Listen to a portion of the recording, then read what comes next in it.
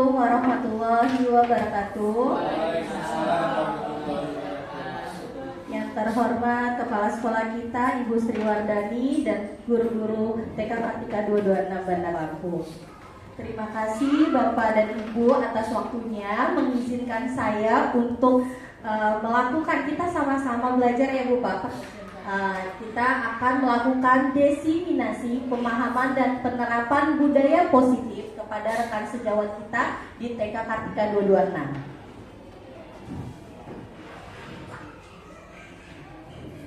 Sebelum kita masuk ke dalam budaya positif, saya mau nanya ke bapak-bapak nih dan ibu-ibu, apa sih budaya positif itu? Kira-kira ada yang tahu nggak Pak, Bu? Budaya positif itu apa?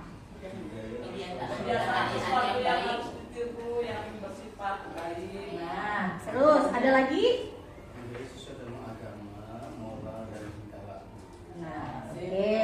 Kita lihat ya, budaya positif itu apa sih sebenarnya? Nah, budaya positif itu Bu Bapak adalah kegiatan-kegiatan taat aturan yang diterapkan pada warga sekolah sehingga menjadi pembiasaan atau budaya sekolah tersebut. Nah, pembiasaan budaya positif itu sering kita lakukan.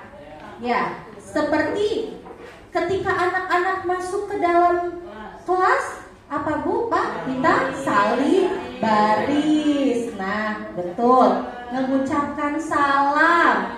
Terus berbaris ketika kita mau masuk kelas, cuci tangan. Nah, itu kegiatan-kegiatan positif yang harus kita terapkan, yang harus kita biasakan kepada peserta didik kita. Oke. Bagaimana sih cara kita menerapkan budaya positif di sekolah? Di sini ada 6. Yang pertama, penerapan disiplin positif. Dari kitanya dulu ya Bu Pak, kitanya dulu harus menerapkan disiplin. Seperti kita harus datang tepat waktu. Oke, ya. Terus bertindak dengan memahami motivasi perilaku manusia. Jadi nanti saya jelaskan di slide berikutnya, ada 3 motivasi perilaku manusia. Terus bertindak memahami kebutuhan dasar manusia. Kita juga ada ternyata, kita ini punya kebutuhan dasar. Terus pembuatan keyakinan kelas, posisi kontrol guru, dan penyelesaian masalah dengan segitiga restitusi. Nanti saya pelan-pelan kita belajar ya. Nah, ini teori motivasi. Nah, di sini kita manusia ini ternyata ada 3 motivasi perilaku manusia. Yang pertama, untuk menghindari ketidaknyamanan atau hukuman. Yang kedua, untuk mendapatkan imbalan atau penghargaan dari orang lain. Yang ketiga, untuk menjadi orang yang mereka inginkan dan menghargai diri sendiri dengan nilai-nilai yang mereka percaya. Jadi, yang untuk menghindari ketidaknyamanan atau hukuman ini, kira-kira kita mau melakukan sesuatu nih Pak, Bu, ya, kira-kira, saya males loh, mau mengerjakan tugas ini karena takut hukuman. Kita mau mengerjakan sesuatu takut ada hukuman kan? Nah, itu pertama, motivasi pertama. Yang kedua, mendapatkan imbalan. Jadi ketika kita mau mengerjakan sesuatu, nah nanti kita dapat imbalan dari orang lain. Kira-kira begitu kan, Bu Pak? Nah, ya. Yang ketiga, untuk menjadi yang mereka inginkan dan menghargai diri sendiri. Nah, ini yang dalam hati kita mengerjakan sesuatu itu dengan ikhlas. Nah, yang ini yang nomor 1, nomor 2 itu motivasi internal, eksternal, karena di luar, tidak dari hati. Tapi kalau yang ketiga itu dari hati. Kita harus mempunyai motivasi. Kalau kita mau melakukan sesuatu ya harus dari dalam diri kita, harus sesuai dengan keinginan dan pencapaian kita sendiri loh, keikhlasan kita sendiri. Gitu.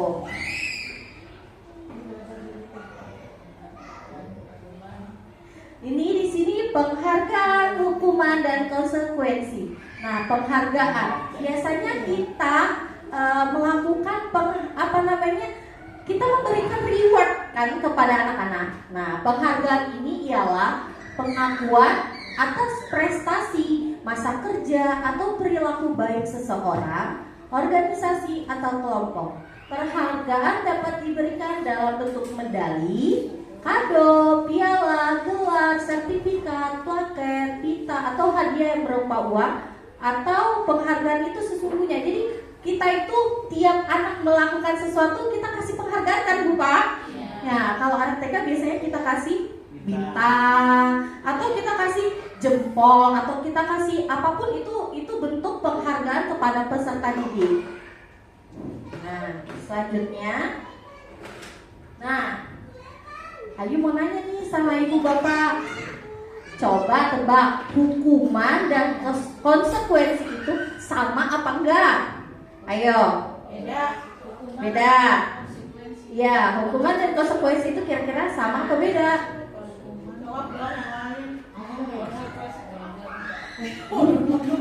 Ya, kita sama bahas konsekuensi. Nah, kesepakatan. Oke, kita lanjut ya. Aku jelasin ya. Hukuman dan konsekuensi itu nggak sama, berbeda. Kalau hukuman itu menghentikan tindakan yang tidak diharapkan melalui tindakan yang tidak menyenangkan, terus bersifat satu arah tanpa kesepakatan sebelumnya. Jadi kita kasih hukuman ke anak itu karena anak itu melakukan kesalahan. Nah, kita juga tidak baik kita melakukan hukuman. Tetapi kalau konsekuensi itu ada sebab akibatnya dari tindakan yang dilakukan. Ketika misalnya anak itu mencoret meja, kita konsekuensi apa? Harus membersihkannya. Itu ada sebab akibatnya. Terus dibuat dengan kesepakatan antara guru dan murid. Ya kan, Pak? Kalau hukuman nggak sepihak aja, misalnya anak itu berlari-lari, ya sudah, kita sebagai guru, kamu Dasya, kamu keluar, kamu lari ke lapangan. Nah, itu sebagai hukuman, itu perbuatan yang tidak baik. Tapi kalau sebab akibat, kalau konsekuensi, itu harus tindakan yang baik dari perilaku yang dilakukannya. Tuh. Nih, Bupa, contoh perbedaan hukuman dan konsekuensi. Yang pertama, hukuman. Kan benar tadi, lari keliling lapangan karena terlambat hadir. Yang kedua, berjemur di lapangan karena mengobrol saat pelajaran. Itu perbuatan yang menyakiti anak-anak, tidak melakukan sebab akibat. Tapi kalau konsekuensi, dia menulis di buku sebanyak 2 lembar karena terlambat hadir. Dia ada kesepakatan sebelumnya sama gurunya.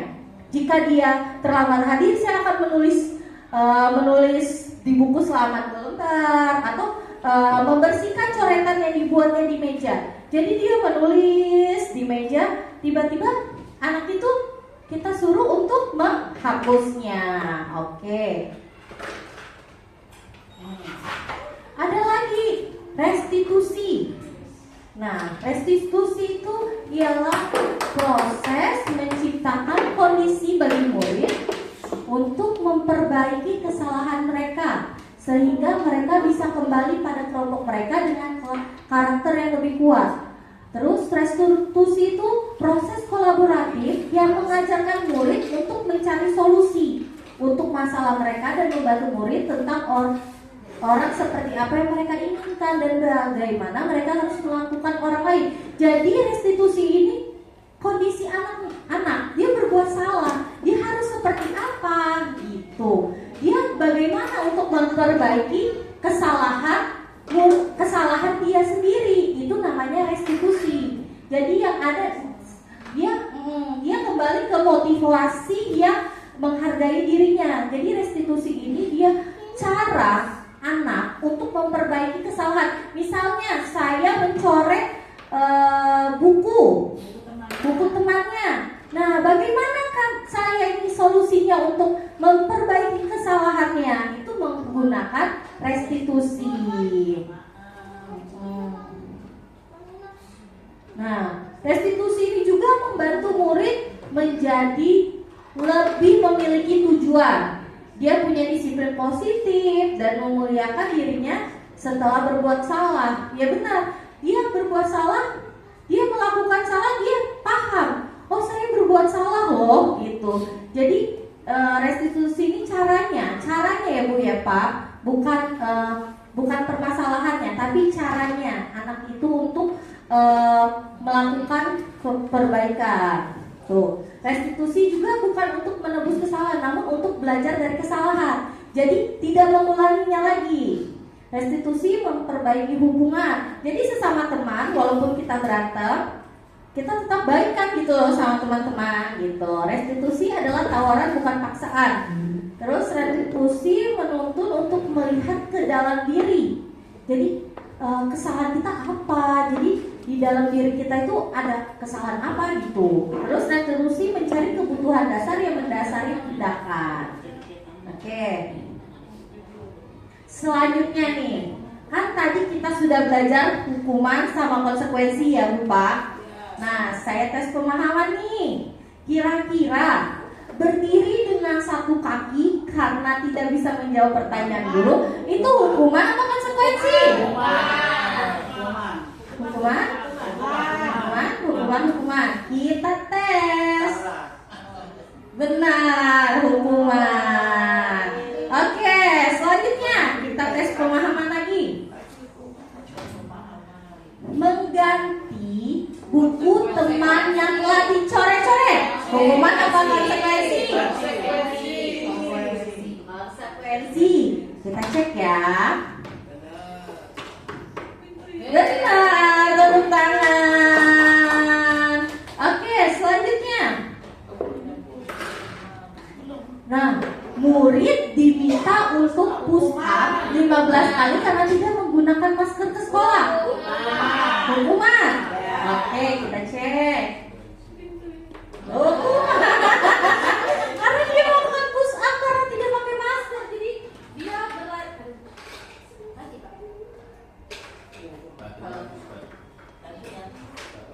Ganti batu. Ya. Tes. Ada batu apa kecil? Ikat dulu. Nah, selanjutnya membersihkan coretan di meja tulis. Konsekuensi. Kita cek lagi.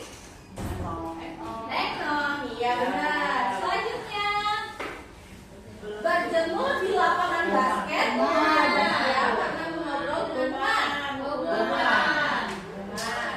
Oke, kita lanjut.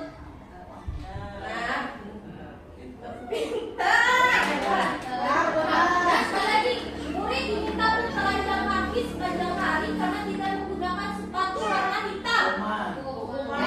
Dari peraturan sekolah, ayo, gimana Pak konsekuensi? Karena tidak menggunakan sepatu warna sesuai peraturan sekolah. Konsekuensi. Selanjutnya.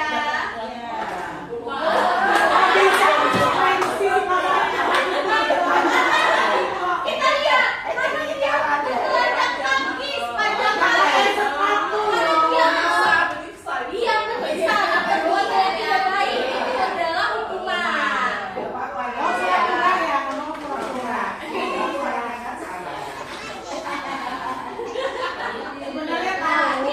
Berdiri di depan kelas sambil mengangkat satu kaki karena tidak bisa menjawab pertanyaan. Ya, kita coba ya. Hukuman. Terus selanjutnya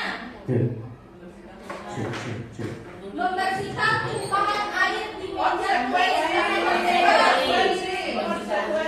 Konsekuensi. Oke, kita lihat. Nah, hebat. Selanjutnya. Nah, kehilangan 10 menit jam istirahat untuk mengerjakan tugas karena terlambat datang dan tertinggal pelajaran selama 10 menit. Konsekuensi. Kita cek lagi. Oke, benar. Selanjutnya.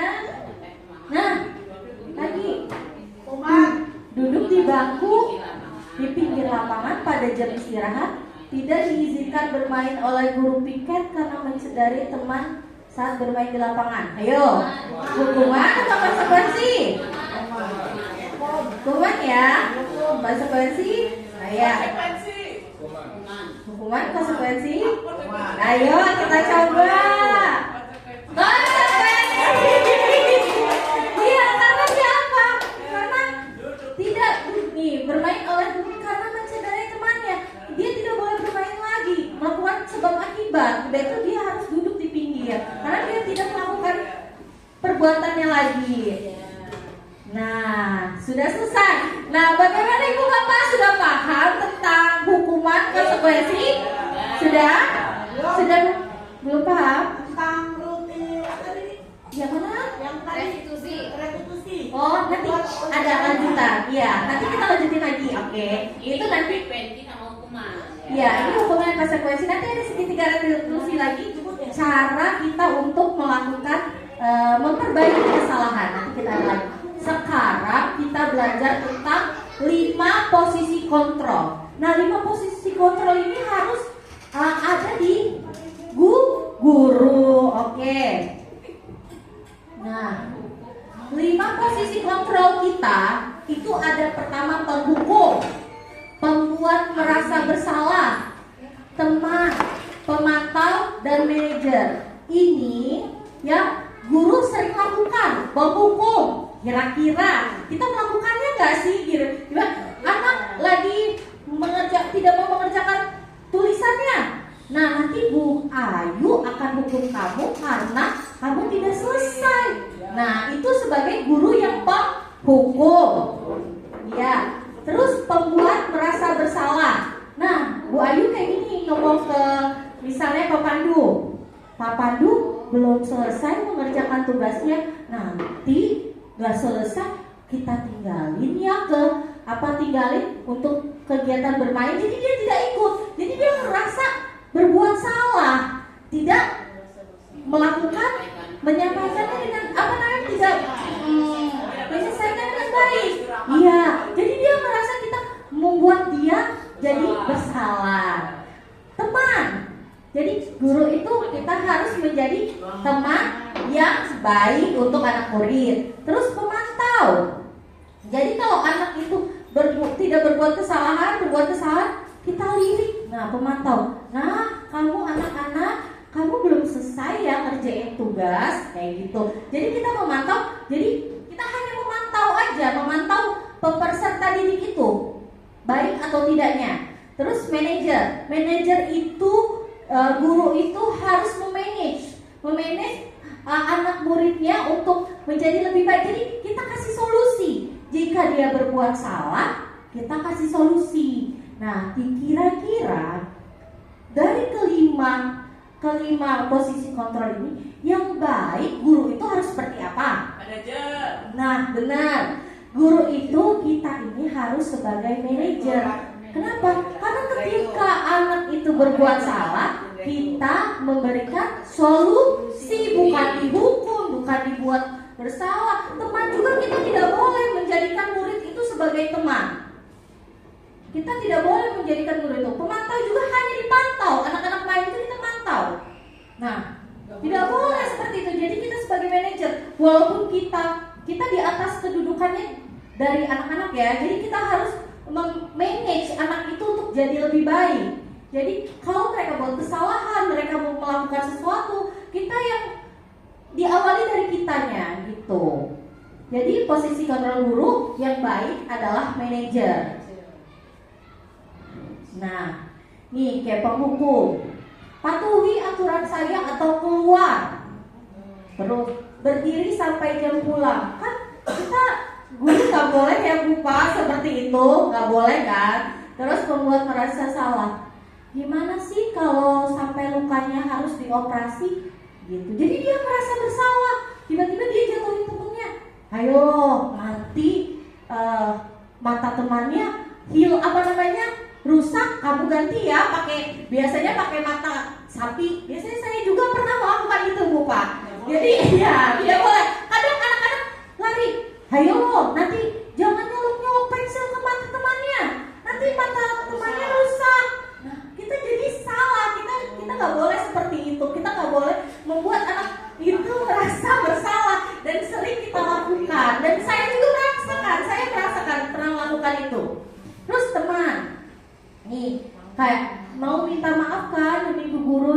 kelas kita. Jadi anak itu kita anggap teman gitu. Ayo bantu demi temanmu. Jadi seolah-olah guru ini berharap kita itu baik gitu sama temannya gitu. Terus yang ini pemantau. Sanksi atau konsekuensinya apa saat kamu melakukan tersebut? Jadi kita hanya memantau anak-anak murid itu. Jadi tidak tidak melakukan solusi. Kita tidak ada solusinya. Dia hanya cuma ngasih pertanyaan, misalnya jatuh nih, anak-anak jatuh nih. Nah, terus bagaimana kamu menyelesaikan masalah jika temanmu jatuh gitu? Kita tidak memberikan solusi gitu loh. Tapi kalau manajer, jika kamu meyakininya, apakah kamu bersedia memperbaikinya?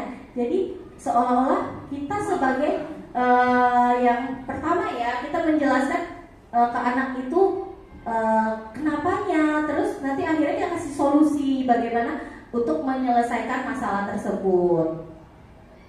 Oke, nah di sini ada posisi kontrol, 5 posisi kontrol seperti ini. Jangan lupa ditonton filmnya.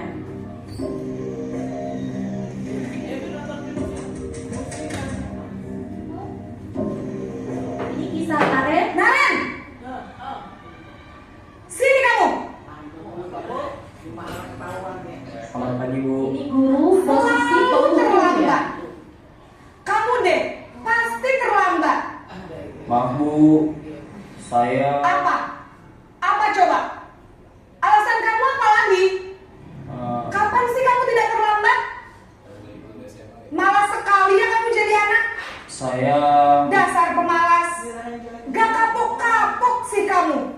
Sudah berapa kali terlambat? Sana, kamu keliling lapangan basket 2 kali.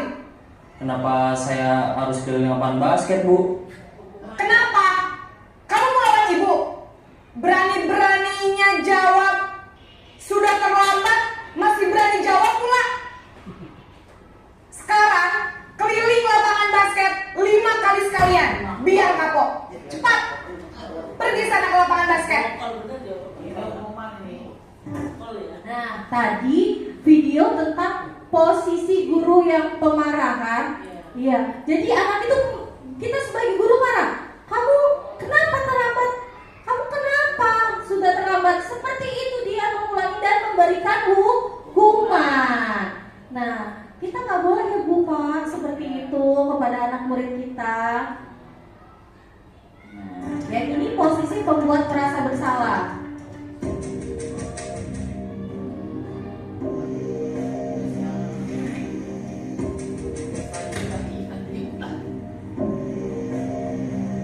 Naren,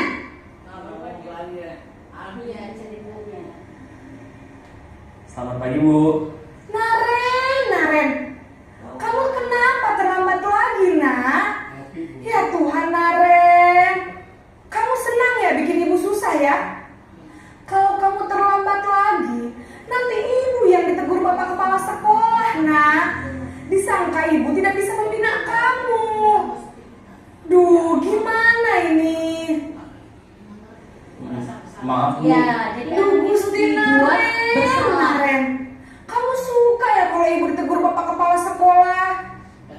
Terus, sekarang ibu harus tulis apa ini di buku absen?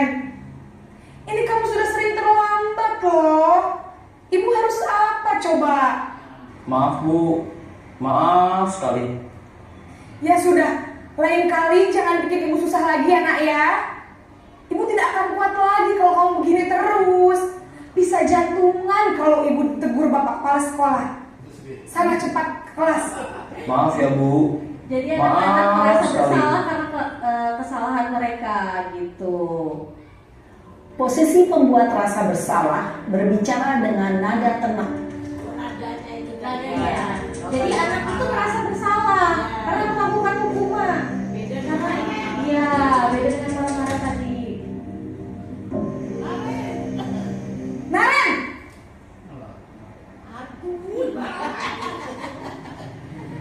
Selamat pagi Bu.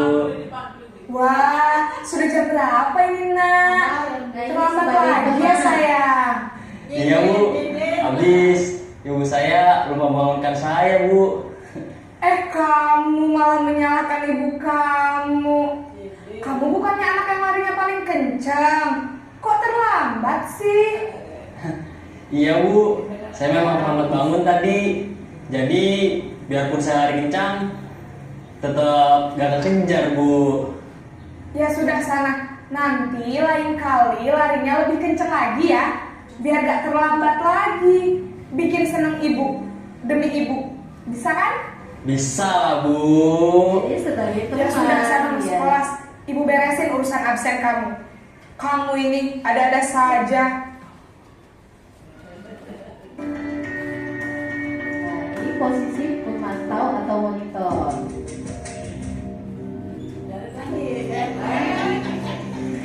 Apa juga rambut lambat nenek?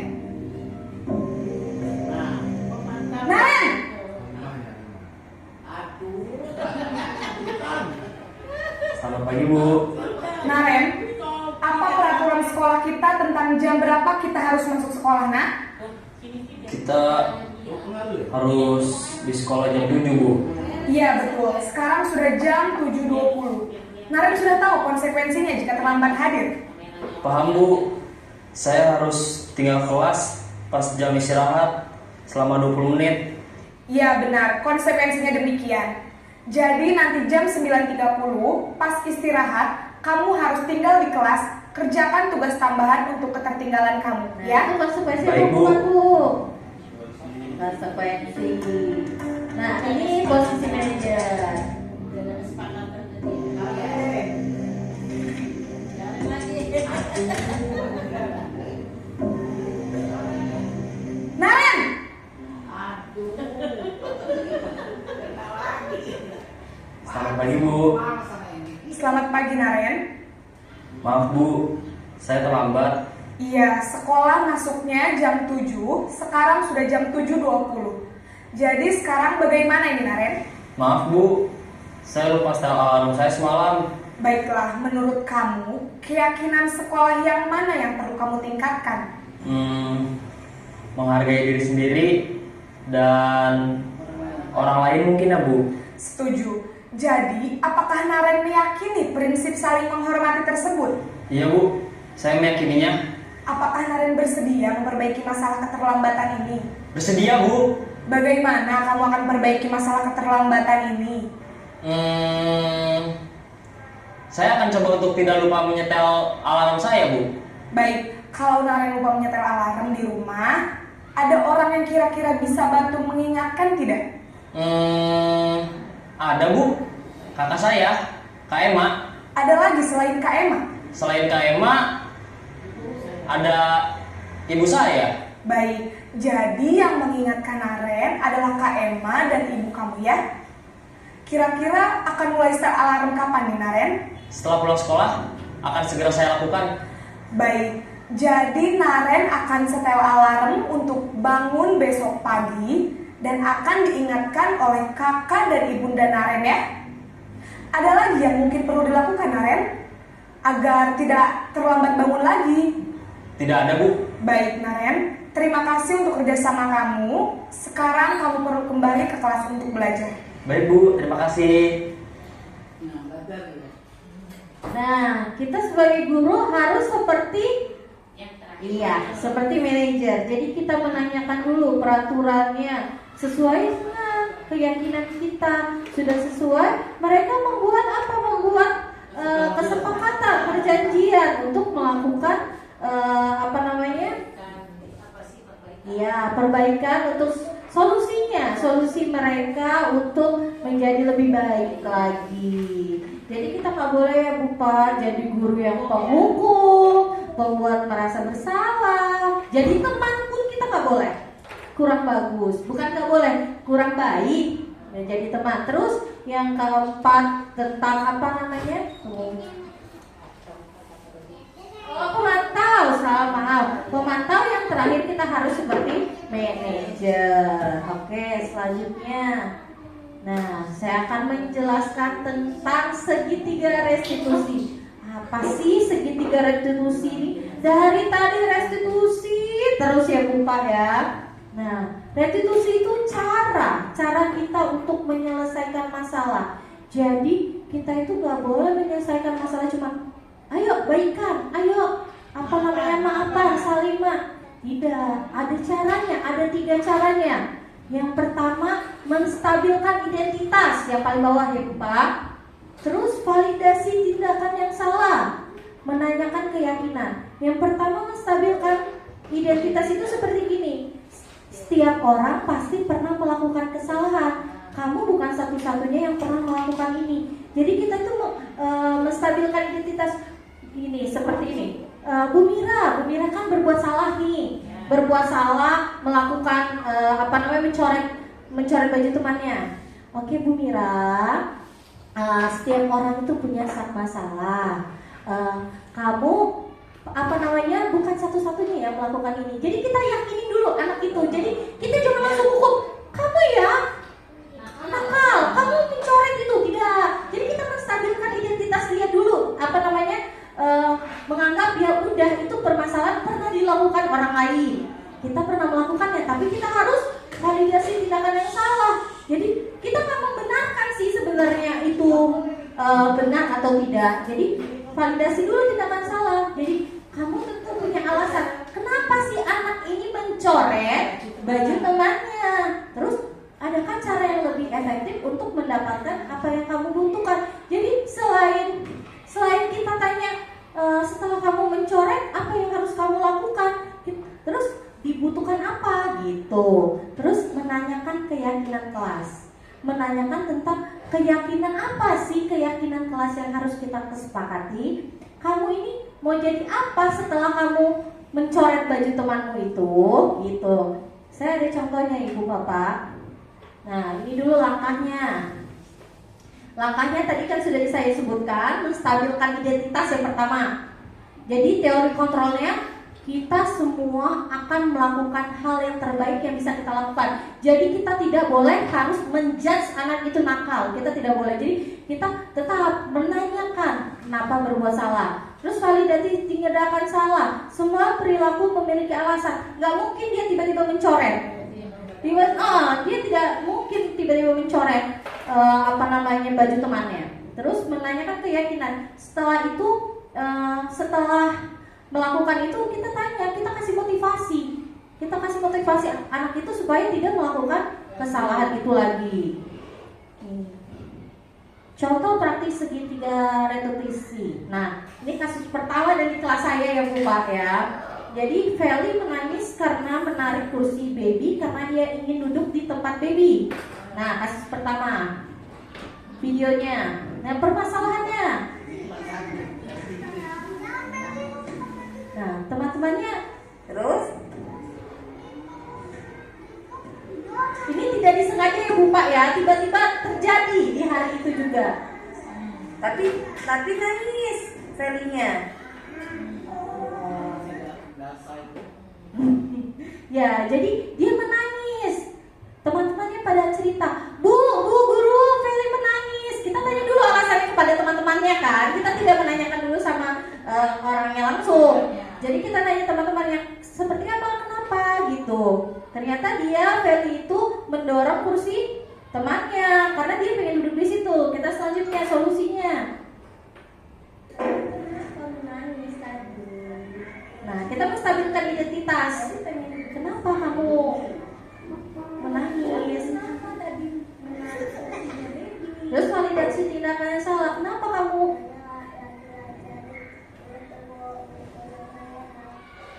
Oh, dia lagi ngajarin bukunya Pel.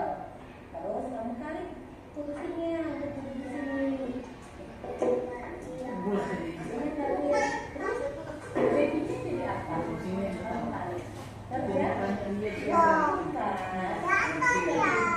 Jadi ngasih tahu karena nanti akibat dia mendorong itu jatuh. Tidak boleh. Nah, hanya menarik kursi ke mana gitu. Kalau terjadi, mana sakit?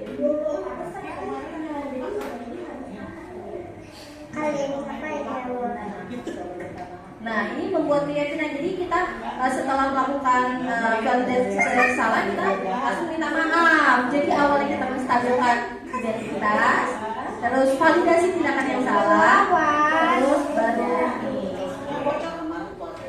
Ya. Oke. keyakinan kita harus saling menyayangi sama teman, tidak boleh berbuat seperti itu gitu.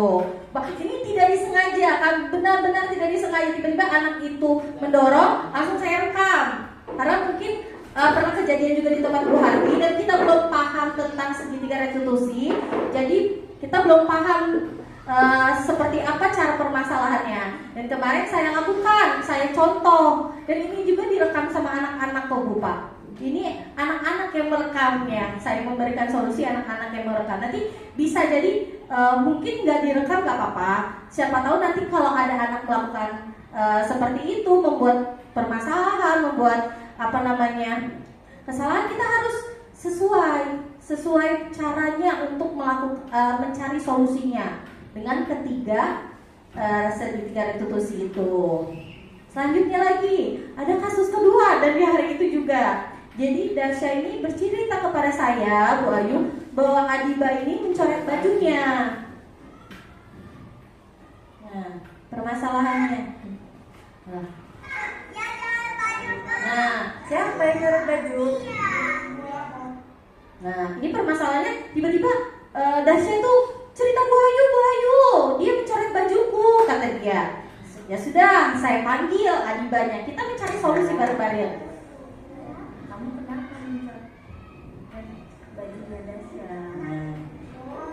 Jadi anak itu takut ya. Iya, jangan langsung.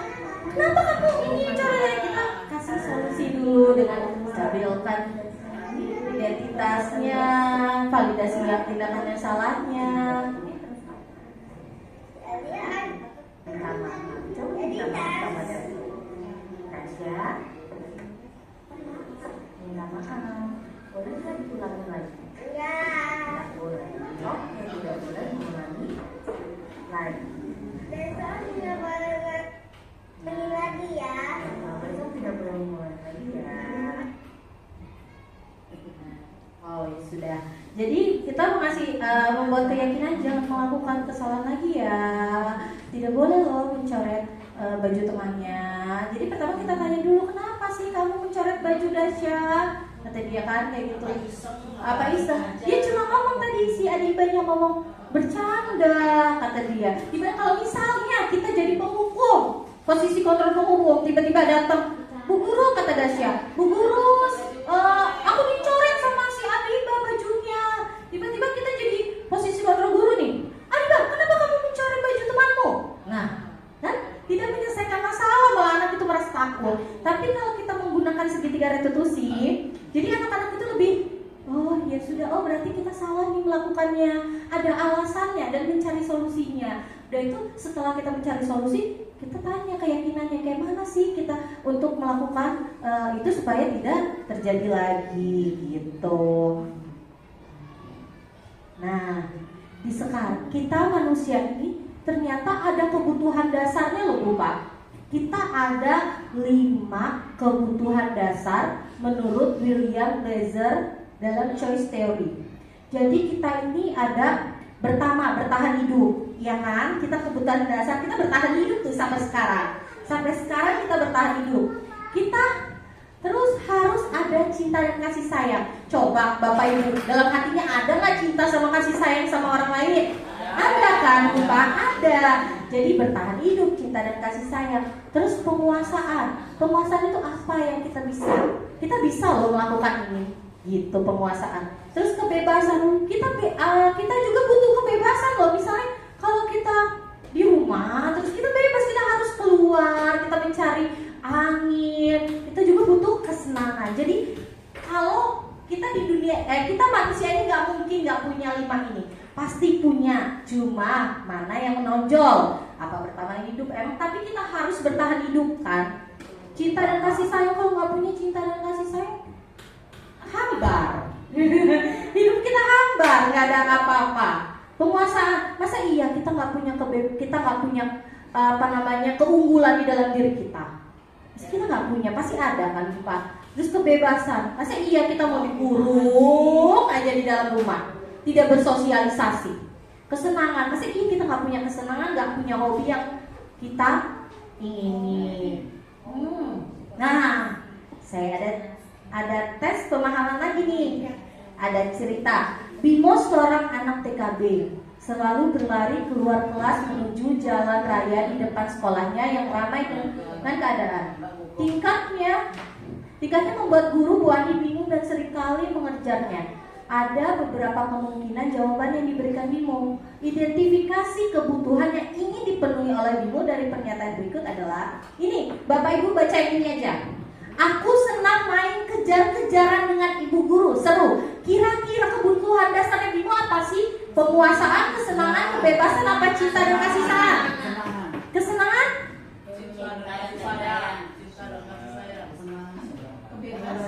Kebebasan, ada kebebasan, kesenangan, cinta dan kasih sayang. Kita coba.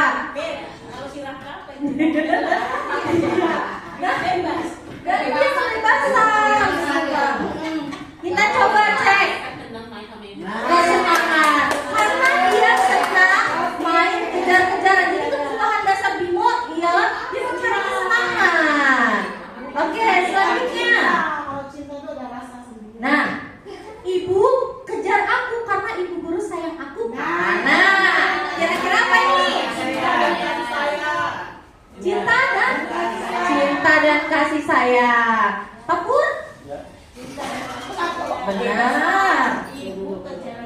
Iya, ibu kejar aku karena ibu guru sayang aku kan. Jadi, cinta dan kasih sayang selanjutnya. Benar, cinta dan kasih sayang. Tepuk tangan untuk kita. Terus selanjutnya, aku hebat kan, bisa bikin ibu guru kejar aku. Kira-kira apa? Penguasaan, kesenangan, kebebasan atau cinta dan kasih sayang? Apa ini? Penguasaan. Ini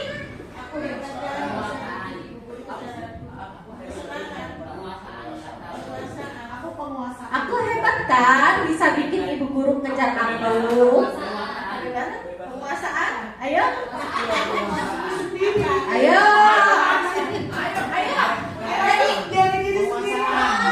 Jadi kita tahu, kita paham tentang apa yang kita pelajari.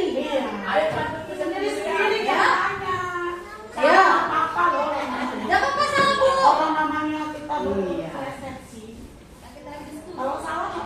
Bang, coba kita cek ya.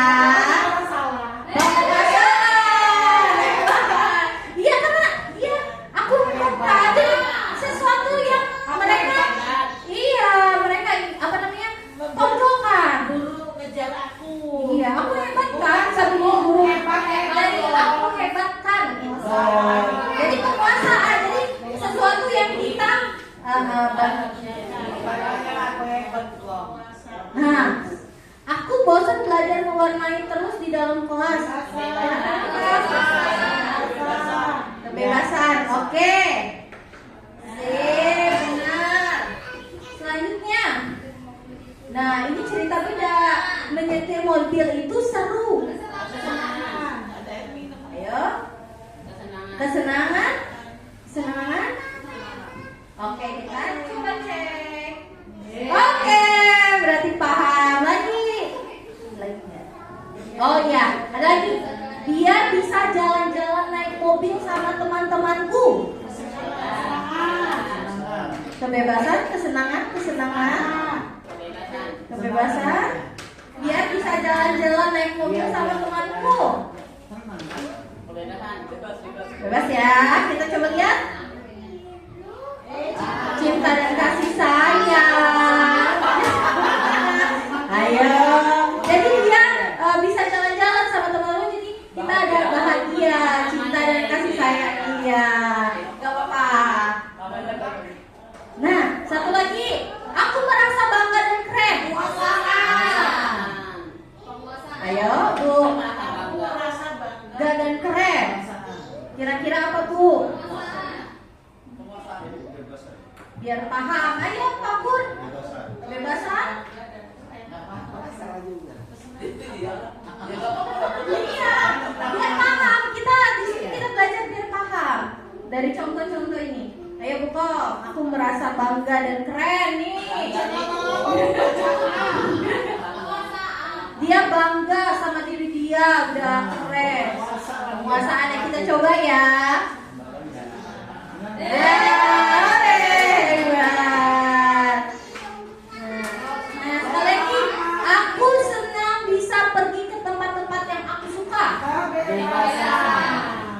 kebebasan? Kebebasan. Coba buka Mimil. Cinta dan kasih sayang. Aku cinta dan kasih sayang pemandu, ayo pemandu. Kebebasan. Pur. Kesenangan. Ayo, ini beda-beda nih jawaban ini. Kebebasan. Berarti kelompok ini udah paham banget ini kayaknya. Beda salah. Dia tuh suka menghadapi anak-anak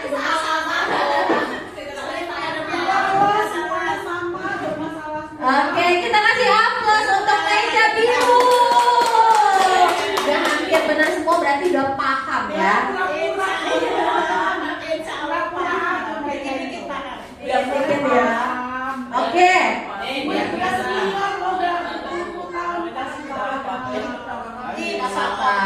Kita sama-sama belajar. Di sini nggak ada yang pintar, nggak ada yang kita sama-sama belajar di sini. Bahkan Ayu juga sama-sama belajar di sini. Ayu belajar, biar kita sama-sama paham. Nah, selanjutnya tentang keyakinan kelas. Dari tadi ngomongin keyakinan kelas terus. Apa sih keyakinan kelas ini? Ada yang tahu nggak? Kesepakatan kelas.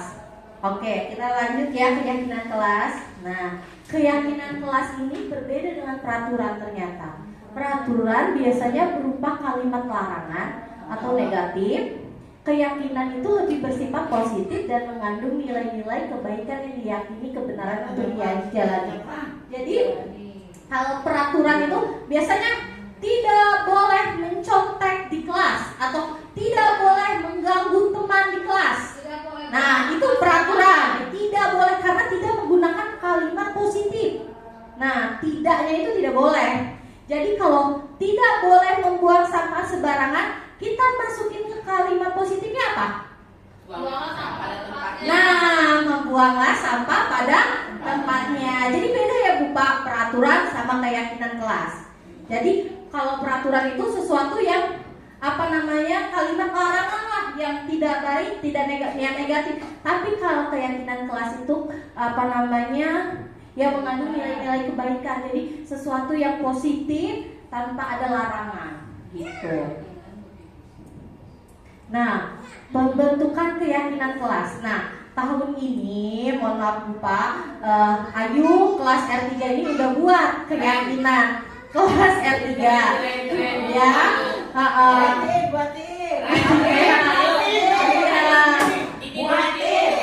Iya, sabar, maaf. Iya. Nah, hari ini kan Ayu belajar nih. Ternyata ada loh keyakinan kelas, kita kan nggak pernah tuh buat sebelumnya. Jadi Ayu belajar tentang membuat keyakinan kelas dan sudah dilakukan di R3 kemarin. Kami melakukan keyakinan kelas. Jadi pertama kali itu pembentukan keyakinan kelas itu kita itu nggak boleh banyak. Ya minimal 2, 3, 5 lah minimal, maksimal lah. Gak usah banyak-banyak Bu Pak. Banyak, kalau banyak-banyak tidak diyakini sama anak-anak juga percuma. Kita buat peraturan juga kalau anak-anak lakukan percuma. Jadi kita cuma tidak terlalu banyak. Terus keyakinan kelas sebaiknya sesuatu yang dapat diterapkan di lingkungan sekolah. Jadi tidak banyak, tapi kira-kira dilakuin gitu. Terus semua warga kelas hendak ikut berkontribusi dalam pembuatan keyakinan kelas. Jadi bukan guru, bukan Ayu, bukan Bu Her yang membuat kemarin. Jadi anak-anak yang membuat. Kita sama-sama. Walaupun anaknya misalnya nggak aktif, misalnya diem aja, kita yang tarik. Kira-kira apa ya anak-anak di kelas ini harus apa? Anak-anak maunya apa sih di kelas ini gitu. Terus bersedia meninjau kembali keyakinan kelas dari waktu ke waktu. Jadi kemarin saya sudah buat nih keyakinan kelas, tiba-tiba anak melanggar. Nah, ayo, kira-kira sesuai nggak dengan keyakinan kelas? Anak-anak, oh iya bu. Jadi kita harus terus walaupun ditempel juga, kalau misalnya kita nggak mengingatkan ke anak-anak, nggak kita terapkan juga, gagal.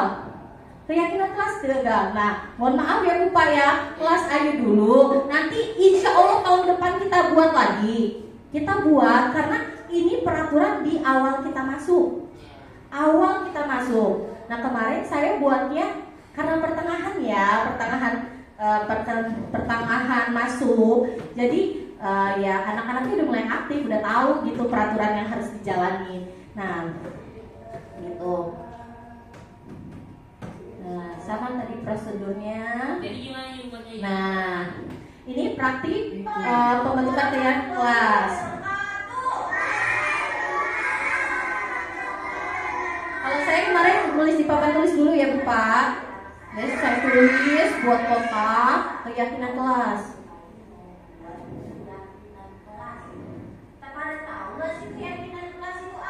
Kita tanya dulu keyakinan kelas itu apa. Banyak yang nggak tahu pasti nggak ada.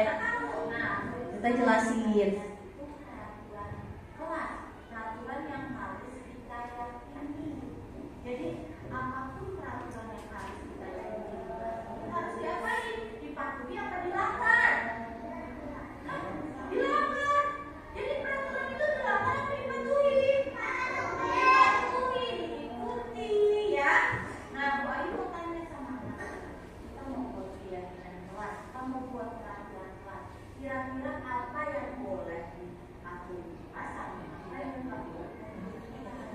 ya, kira-kira anak-anak di kelas ini maunya kayak mana sih? Kan anak-anak masih bingung Pak. Belajar sambil bermain. Nah, anak-anak sendiri ngomong, kamu mau apa? Belajar. Ada yang satu ngomong belajar. Satunya belajar sambil apa? Bermain. Nah, kita tulis belajar sambil bermain. Keyakinan pertama. Terus apa keyakinan kelas kita? Selain belajar sambil bermain, anak-anak harus apa? Anak-anak maunya apa? Harus apa soal? Menggambar itu apa? Menggambar kata dia. Ingin mau guru.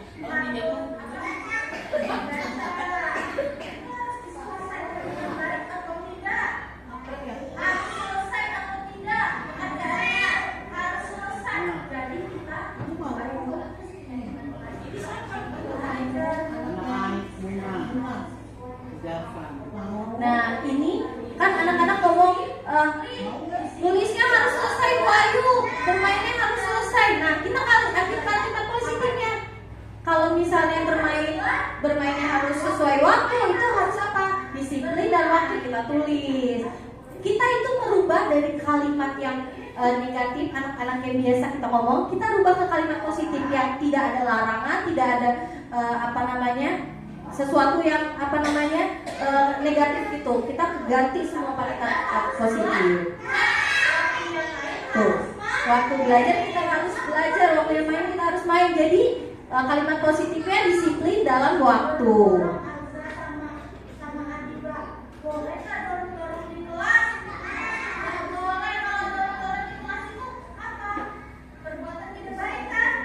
Dorong-dorong, Bu Guru tidak boleh dorong-dorong di kelas, tidak boleh dorong-dorong temannya. Nah, kalimat positifnya kita apa? Tidak boleh mendorong temannya apa, Bu? Saling menghargai dan saling menyayangi. Itu ketiga. Saling menyayangi. Selanjutnya dia. Nah, keyakinan kelas R3. Pertama, belajar sambil bermain.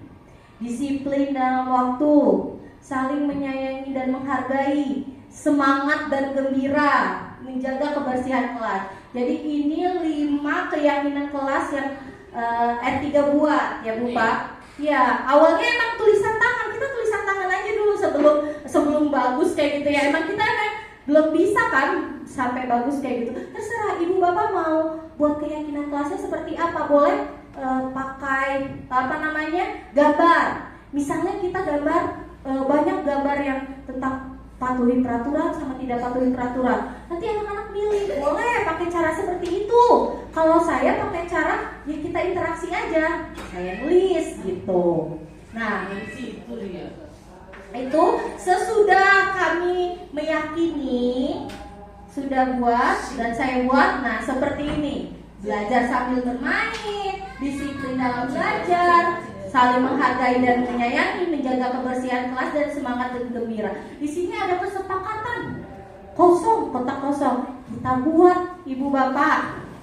Nah, kita buat karena anak TK nggak bisa tanda tangan atau apa, terserah ibu bapak mau buat cap jari, kita buat kesepakatan. Nah di R3 ini kemarin saya pakai foto anak-anak, jadi membuat kesepakatannya pakai foto. Jadi anak sepakat, jadi anak mengambil foto tersebut dan menempelkan kesepakatannya di kertas putih itu kesepakatan. Jadi mereka yakini, jadi harus yakin saya tidak akan melakukan itu lagi. Nah ini contoh-contohnya. Nah dan mereka yakini, ya mereka sepakat atas keyakinan yang mereka yakini. Gitu. Kita tahun depan atau mungkin kita mulai dari sekarang lah Bu Pak, kita ngomong sama anak-anak, kita membuat keyakinan kelas ya anak-anak. Jadi di kelas kita itu nggak tenang gitu, tentram. Jadi tiba-tiba kalau ada anak yang tidak sesuai dengan keyakinan kelas, ayo Jafran, kira-kira membuang sampah sembarangan itu sesuai nggak dengan keyakinan kelas kita? Enggak Bu Guru, karena keyakinan kelas kita ada menjaga kebersihan. Jadi dia sadar sendiri dengan keyakinan mereka gitu. Nanti kita buat ya Mbak, Pak, Bu, kita buat semuanya biar sekolah kita ini bagus, sekolah kita sesuai dengan kemerdekaan belajar, kurikulum Merdeka Belajar, ada keyakinan kelas. Nah, refleksi nih terakhir soal. Siapa tahu ibu bapak masih lupa yang tadi nih, soal terakhir. Menurut bapak ibu, posisi kontrol apakah yang dipakai seorang guru? Kira-kira apa? Ayo. Benar. Iya, kontrol kan tadi ada 5. Jangan salah.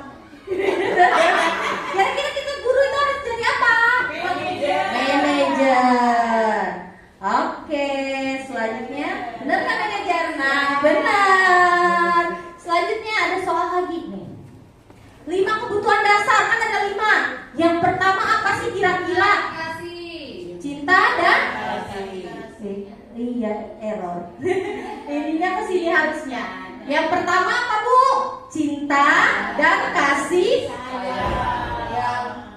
Yang kedua ini hilang nih. Pintar, kokan kebebasan. Yang ketiga penguasaan. Yang keempat pintar. Yang kelima ayo yang kelima kita harus survive loh, kita harus bertahan hidup. Ini yang kunci utama, kita harus bertahan hidup dalam kondisi apapun. Kita nggak punya uang, kita nggak punya apapun, kita harus bertahan hidup. Iya. Nah,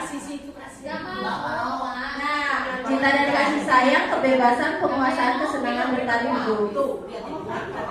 Nah, ini tentang keyakinan kelas. Kira-kira kok error ya? Iya.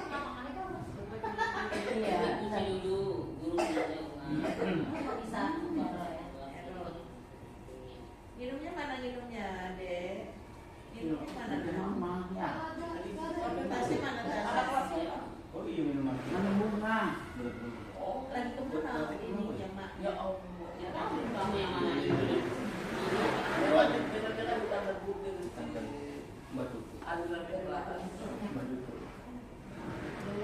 Maaf ya Bu Pak, sabar.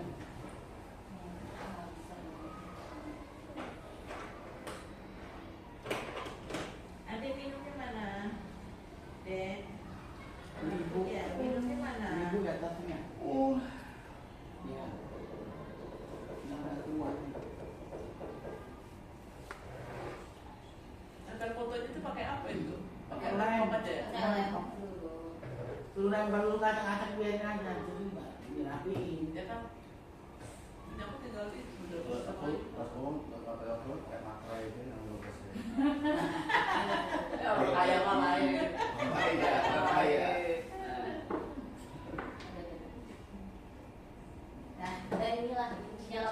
Nah, urutin Bu. Yang pertama, terjadi kesepakatan warga kelas.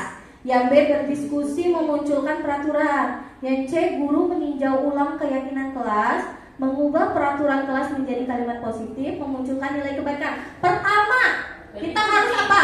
Berdiskusi. berdiskusi. Selanjutnya habis berdiskusi kira-kira apa yuk? Oh, pertama ya. Ya, pertama berdiskusi ya. Terus apa lagi? Tadi kan saya sudah Terjadi kesepakatan. Mengubah kelas lagi positif. jadi apa B ini jadi nomor 1 ya. Terus apa lagi nomor 2-nya? Mengubah peraturan kelas menjadi kalimat positif. Jadi ini 1, yang ini 2. Benar. Mengubah peraturan Yang menunjukkan kebaikan. Ini nomor 3. Kebaikan. Nomor 4-nya mana? Hijau. Ayo. Ya. Kira-kira apa ya? Nomor 1 itu Kan nomor 1 katanya berdiskusi, memunculkan nah, habis berdiskusi ngapain kita? memunculkan nilai kebaikan. Memunculkan nilai kebaikan. Coba ya kita keep ini kita keep. Nomor 2, memunculkan nilai kebaikan.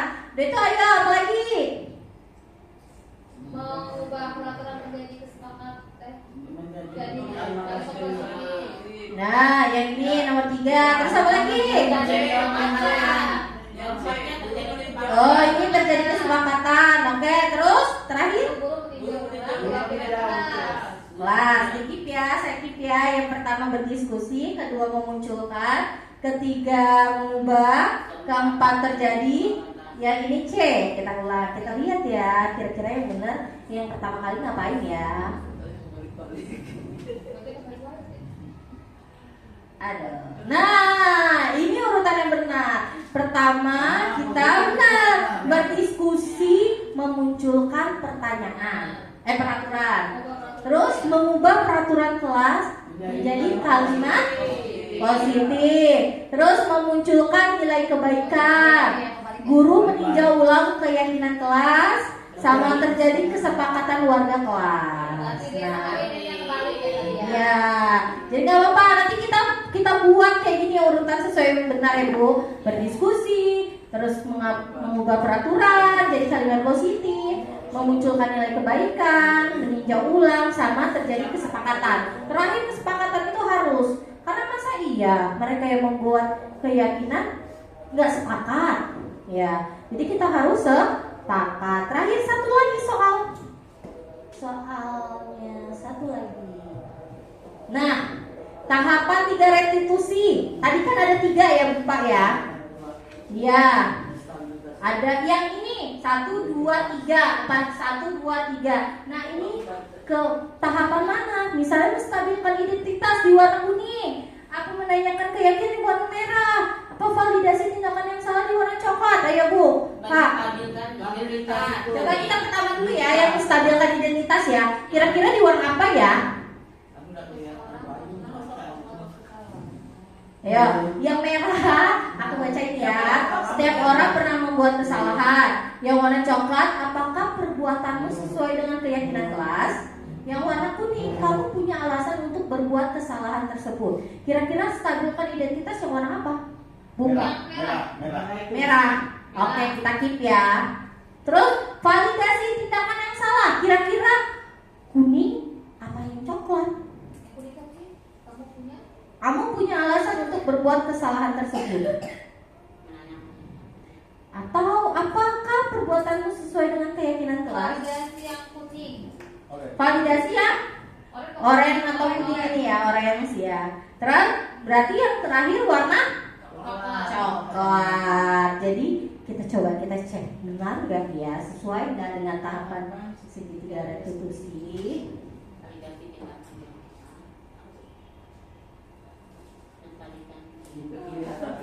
Iya benar.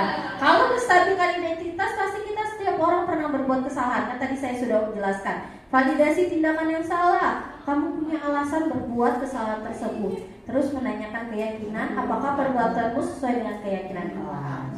Oke.